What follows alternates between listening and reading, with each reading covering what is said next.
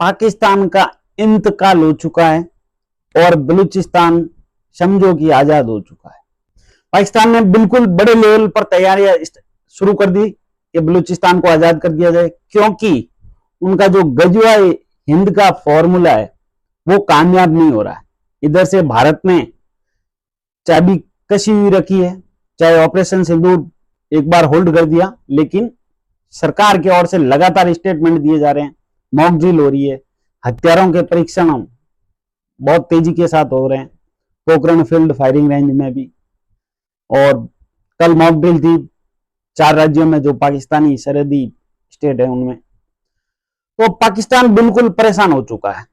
नमस्कार दोस्तों वीडियो मेरी एक गुजारिश है, वीडियो पूरा देखना, मजा आ जाएगा। अगर आप भारत से प्यार करते हैं और भारत के दुश्मनों को सबक सिखाना चाहते हैं तो वीडियो पूरा देखना।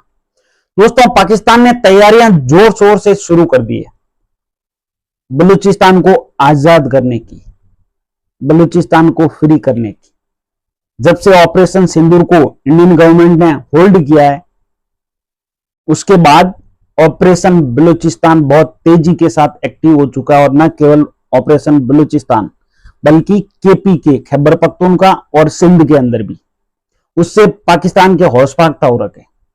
पाकिस्तान बलूचों को बोल रहा है कि टोटली बलूची फितना अल हिंदुस्तानी है, यानी जो फितना उसे कहते हैं कि जो गजवा हिंद में या जो अल्लाह का निर्देश है उनमें बाधा बने, वो फितना वो मुस्लिम नहीं है। तो उनको बोल रहे हैं कि फितना अल हिंदुस्तान, यानी हिंदुस्तान को गजवा हिंद करने में ये रोड़ा बन रहे। लेकिन बलूची हार नहीं मान रहे, लगातार उनको पीट रहे हैं जहां मौका मिल रहे हैं। इसी सिलसिले में आपको पता है कि बलूचिस्तान की जो बीएलए लिबरेशन है, बीएलए बलूचिस्तान लिबरेशन आर्मी, उसने पाकिस्तानी एक शहर है सुराब शहर, उस पर कब्जा कर लिया। जब से सुराब शहर पर बलूचों ने कब्जा किया, उससे पहले पिछले मंथ पाकिस्तान के ऊपर 350 से ज्यादा अटैक हुए, 355 के लगभग अटैक हुए, और उसमें 150 से ज्यादा पाकिस्तानी, ये कोई काउंटिंग रियल नहीं है सॉरी, ये कोई रियल काउंटिंग नहीं है, अंदाज एक बलूचिस्तान लिबरेशन आर्मी और जो सूत्र है वो एक अंदाज जाहिर कर रहे हैं, इससे ज्यादा भी हो सकते हैं। तो कम से कम 150 से ज्यादा पाकिस्तानी फौजियों की मौत हो चुकी है। और जो पाकिस्तानी फौजी है वो बेचारे फौज छोड़ के जा रहे हैं, रिजाइन करके या भागकर। ये जनरल तो मर नहीं रहे, ये ड्यूटी कर नहीं रहे, ड्यूटी एक जैसियों को भेज देते हैं हमारे साथ हमें मरवाने के लिए, और जहां बेचारे जाते हैं वहां बलूचिस्तान लिबरेशन आर्मी वाले ठोक रहे हैं, इनको मार रहे हैं। तो ये बोल रहे हैं हम क्यों डरे।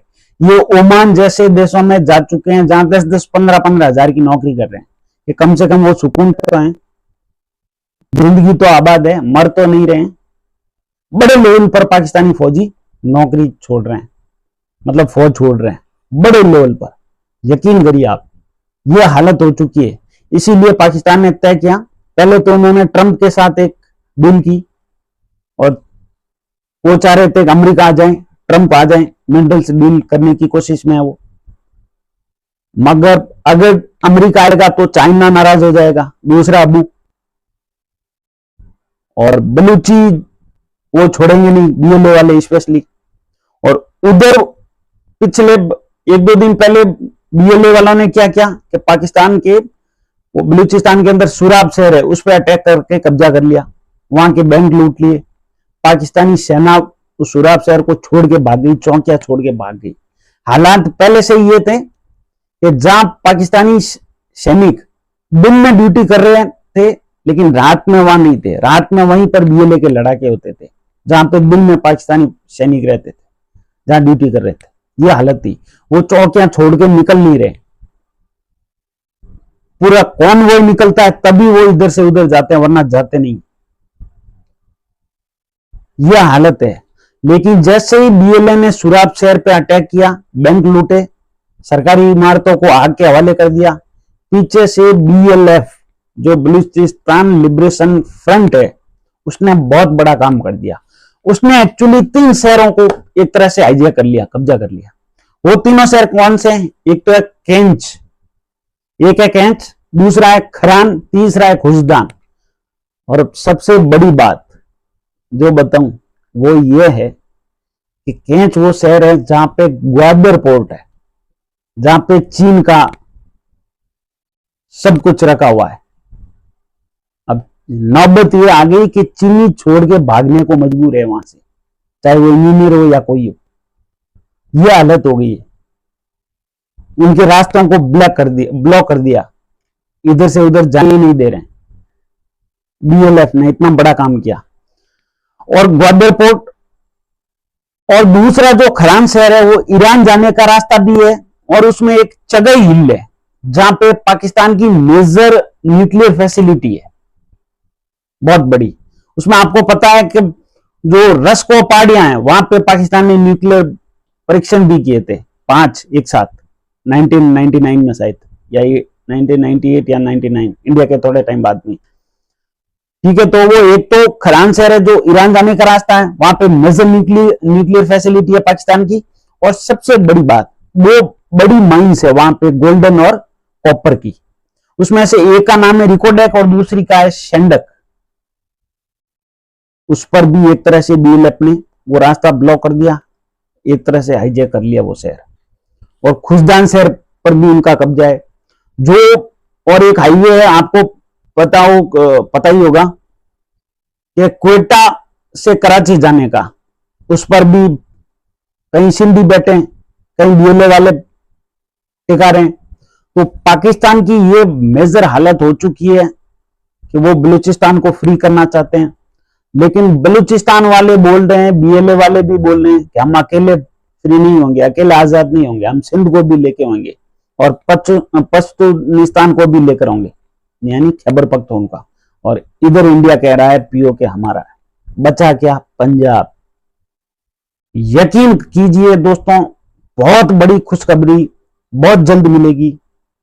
जो पाकिस्तान हमें शुरू से परेशान कर रहा था, इतने टाइम हमारे यहां एक तरह से बोल दीजिए निकम्मों की सरकार थी, 60-70 साल कुछ हुआ नहीं, पूरी दुनिया में कश्मीर विवादित था। लेकिन जब से भारत बना है, हिंदुस्तान बना है, उसके बाद से केवल पाकिस्तान नहीं, चीन भी पानी पी रहा है।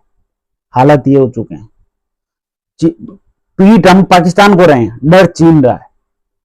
जिस तरह से पाकिस्तान ने हमें परेशान किया, कभी इस शहर में धमाके, कभी उस शहर में धमाके, केवल कश्मीर नहीं पूरे ऑल इंडिया में। कभी कसाबे में गैंग आती थी, कभी बॉर्डर पर सैनिकों के, हेमराज जैसे वीरों के सिर काट के ले जाना, लेकिन हम डॉजियर खेलते थे। आज वही लोग सवाल उठा रहे हैं। वो लोग कह रहे हैं पीओके क्यों नहीं लिया? अरे तुम्हारे बाप दादा ने दिया क्यों था भाई? गिफ्ट क्यों किया था?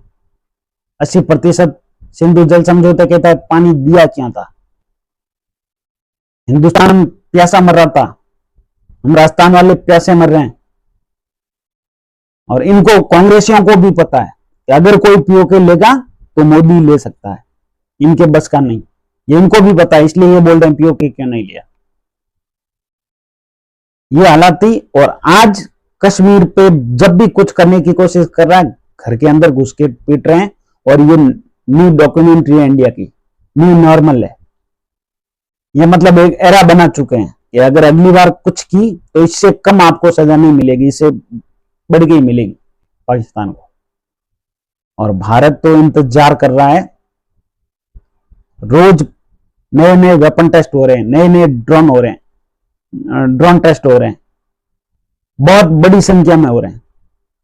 चाहे पोखरण फील्ड फायरिंग रेंज हो या अन्य जहां पे वेपन टेस्ट होते हैं वहां पर।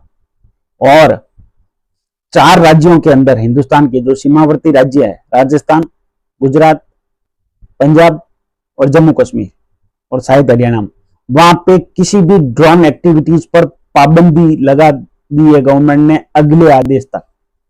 कोई भी ड्रोन उड़ाएगा नहीं, उस पर पाबंदी है। हथियार परीक्षण हो रहे हैं, ब्लैकआउट ड्रिल हो रही है। ये किसका इशारा है? और ऑपरेशन सिंदूर जारी है, सरकार कह रही है, और प्रतिनिधिमंडल पूरी दुनिया घूम रहा है। ये इशारा ही काफी है समझदारों के लिए। बहुत कुछ होगा और आई होप हिंदुस्तान का नाम, जैसे ऑपरेशन सिंदूर में हत्यारों की धूम मचाई हिंदुस्तान ने पूरी दुनिया में, दुनिया अवाक रह गई, अमेरिका तक अवाक रह गया कि अमेरिका की न्यूक्लियर फैसिलिटी, चाहे वो माने या ना माने, फैसिलिटीज पाकिस्तान के अंदर थी। वहां पर अमेरिकी हथियार तैनात थे, F-16 हो या रडार सिस्टम, जिसकी रेंज मैं बार बार कह रहा हूं 450 किलोमीटर तक डिटेक्ट करने की थी किसी भी एनिमी को। उस पर जाके मिसाइलें मारना, उनकी न्यूक्लियर फैसिलिटीज पे मिसाइलें मारना और उन रडार सिस्टम को तबाह कर देना, 4 F-16 को हवा में नष्ट कर देना। ये हिंदुस्तान की बहुत बड़ी जीत है। उसी दिन अमेरिका हक्का बक्का रह गया था, तब से वो ट्रंप बौखला चुका है, हिंदुस्तान के खिलाफ कंटिन्यू स्टेटमेंट दे रहा है। गोरों को समझ नहीं आ रहा है ये हुआ कैसे, इनको उम्मीद नहीं थी। मगर हम वो लोग हैं जो रामायण काल में भी मिसाइल में ब्रह्मास्त्र बनाते थे। दुनिया में हमसे बढ़ के किसी के पास ऐसी शानदार गौरवान्वित करने वाली हिस्ट्री किसी के पास नहीं है, न लड़ाइयां लड़ने की। ये तो ठीक है, हमारी थोड़ी एकता नहीं रही, हम कुछ रास्ता भटक गए और काफी यूथ आज भी भटक रही है। वरना जिस दिन हम अपनी हिस्ट्री पे अगर पहले से गौरव करने लग जाते, उसकी राह पर चलते, तो कोई हमें गुलाम नहीं बना सकता। अगर किसी को गुलाम बनाते तो हम, मगर हम रास्ता भटक जाते हैं, एक यूनिटी बना के नहीं चलते लंबे टाइम तक। उसकी हमें जरूरत है। देश को देश समझे। लोग नैरेटिव हिंदुस्तान के अंदर रह के एक तरह से गद्दारी कर रहे हैं। वो ये नहीं पूछ रहे हैं पाकिस्तान का कितना नुकसान हुआ, भारत के कितने फाइटर जेट गिरे। इनसे उम्मीद मत करना कि ये भारतीय है और भारत का हित चाहते हैं, ये कभी भी भारत का हित नहीं चाहेंगे। इसीलिए दोस्तों, अपने देश को देश समझें, अपना देश है तो हमें। अगर वीडियो अच्छा लगा हो, और यकीन मानिए कि पाकिस्तान से गुड न्यूज बहुत जल्द मिलेगी, बहुत जल्द इसके बंटवारे होंगे। और भगवान से दुआ है कि हमारा सपना सच हो और जल्द हो। इसी के साथ भारत माता से अगर आप प्यार करते हैं, भारत भूमि से, माँ भारती से प्यार करते हैं, तो प्लीज वीडियो को लाइक जरूर करें और चैनल को सब्सक्राइब जरूर करें। जय हिंद, जय भारत, और कमेंट में जय हिंद, भारत माता की जय अवश्य लिखें। जय हिंद।